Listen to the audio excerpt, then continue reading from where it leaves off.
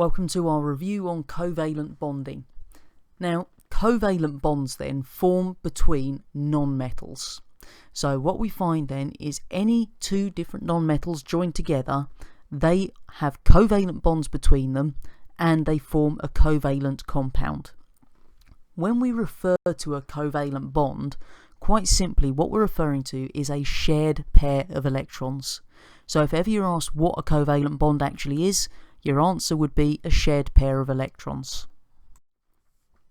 Just three definitions that we really need to make sure we remember. An element, remember, is only made up of one type of atom. Molecules are two or more atoms chemically bonded together, and they can be the same atom. Okay, so we could have, for example, Cl2 is a molecule, even though it's the same element, then what we find is there's two or more of those atoms chemically bonded. And finally, the compound is two or more different elements chemically bonded together.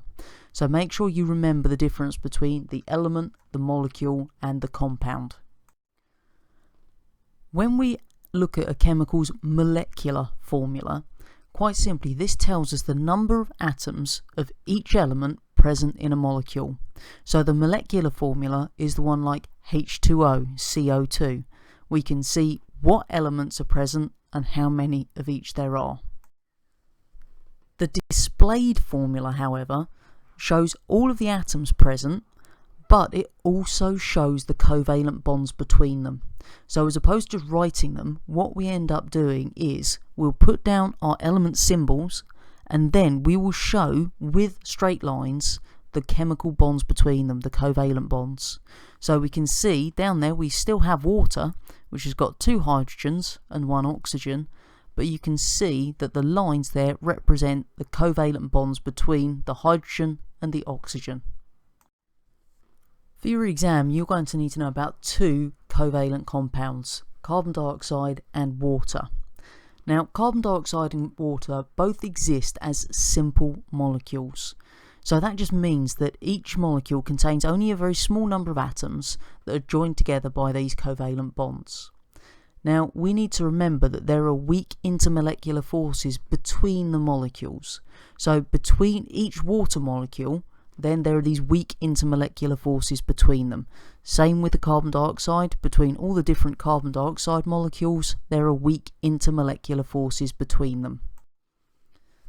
We need to look at the properties of these two simple molecules now.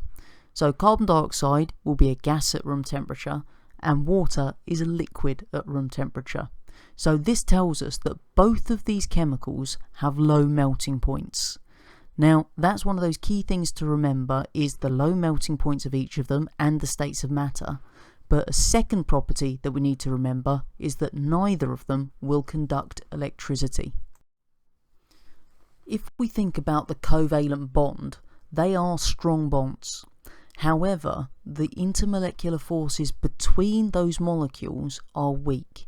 So even though the carbon is held tightly to the oxygen in carbon dioxide, the different carbon dioxide molecules around each other are only weakly attracted because of the weak intermolecular forces between them. So as a result of that, that's why we've got the low melting point. We only need a very small amount of energy being input into that particular chemical to overcome those weak intermolecular forces.